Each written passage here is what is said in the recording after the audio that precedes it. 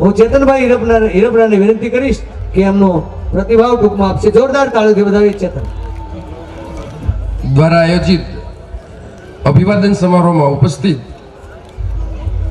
જે સરદાર પટેલની આંગળી પકડી અને જેની કેળવણી થઈ હોય એવા નિરંજનાબા, બધાનું નામ લઈશ તો ઘણા વાર લાગશે, પણ જે વલ્લભી નાલંદા કે વિદ્યાપીઠનો જે વિચાર છે એ એક વ્યક્તિમાં એ પ્રગટીકરણ થાય એવું આદરણીય વંદનીય મંચસ્થ તમામ મહાનુભાવો, જે રાષ્ટ્રની ધરોહર કહેવાય, જે રાષ્ટ્રની ધરોહરને કે કંડારે છે એવા જે સન્માનીય ગુરુજનો છે, એ સૌ પ્રતિભાવોમાં મારે એક બે વાત ખાલી કરવી છે. એક ભગવાન બુદ્ધનો પ્રસંગ કહીશ કે ભગવાન બુદ્ધ જ્યારે ભિક્ષા માટે એક ગામમાં ગયા અને ગામ લોકોએ નક્કી કર્યું કે આમને કંઈ આપવું નથી, નહીંતર આ છે ને સુધારી દેશે બધું. અને ત્યારે આ ભિક્ષા ક્યાંય એને મળતી નથી, પણ એક ઘર એવું હતું કે ત્યાં એક બેન હતા અને એ બેન ભગવાન બુદ્ધ જે છે એ બહાર આવે છે, એની ઘરે એના સસરાએ ના પાડી હતી કે અમને કંઈ આપવાનું નથી.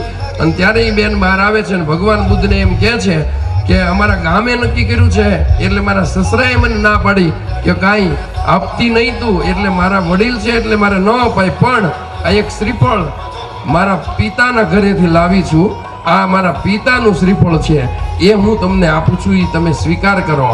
ભગવાન બુદ્ધ એ લઈ જાય છે અને એનાથી એની તૃષ્ણા સંતોષ થાય છે. બીજા દિવસે પાછા એ જ ઘરે આવે છે ઘણા બધા અનુયાયીઓ સાથે, અને ત્યારે આ બેનને વિચાર થાય છે કે બુદ્ધ જેવા મહાન વ્યક્તિ, એને કાલે મેં ના પાડી હતી, શ્રીફળ હતું એ આપી દીધું, હવે મારી પાસે કંઈ છે નહીં તો હું કઈ રીતે આપીશ.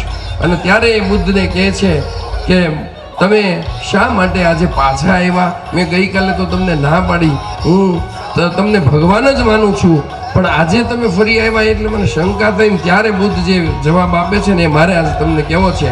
ભગવાન બુદ્ધે એવું કીધું કે બેટા, હું કંઈ લેવા નથી આવ્યો, પણ આ મારા જે અનુયાયીઓ છે ને એને હું બતાવવા આવ્યો છે કે નામાં પણ કેટલી મીઠાશ હોય છે.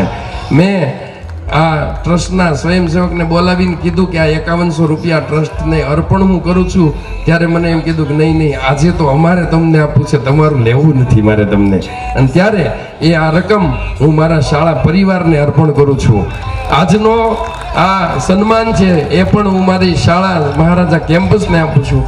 આ મેં પહેલી વાર એવો કાર્યક્રમ જોયો કાનજીભાઈ કે સન્માન સમારોહ હોય એટલે નહીંતર કેટલા બધા કાગળિયા લખવાના અને કેટલું મોકલીએ ત્યારે થાય.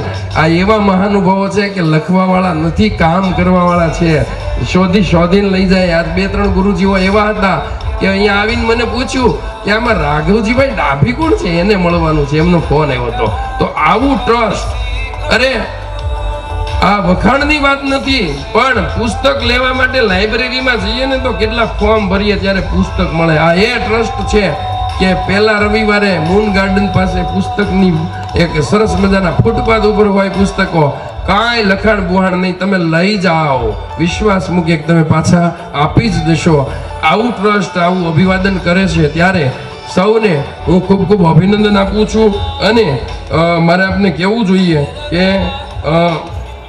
કઠોપનિષદની અંદર લખેલું હતું, નચિકેતા જે છે યમ જે છે એની પાસે જઈને આવે, આવી તૈયારી કરાવનાર ગુરુઓજી છે. ત્યારે મનુસ્મૃતિની અંદર એક કીધું છે, એના બીજા પ્રકરણમાં 121મો શ્લોક છે, અભિવાદન શીલસ્ય નિત્ય વૃત્તો પસેવેલ ચત્વારી દશ્ય વર્ધંતી આયુર્વિદ્યા યશોબલમ. અભિવાદન છે ને એ કરે ને એટલે એ જે સંસ્થા હોય કે વ્યક્તિ હોય ને એના પુણ્યમાં જ વધારો થાય છે. આ મનુસ્મૃતિની અંદર કીધું છે. ત્યારે આ ટ્રસ્ટનો ખૂબ ખૂબ આભાર વ્યક્ત કરીએ છીએ. અને ફરી કે કોઈ પણ પ્રકારના કાગળિયા વગર કર્મને જ સિદ્ધાંત માની અને જ્યારે આવું કામ થતું હોય છે ત્યારે ચોક્કસ એક નવું ભારત છે એ આપણે જોઈ શકતા હોય એવું લાગે છે.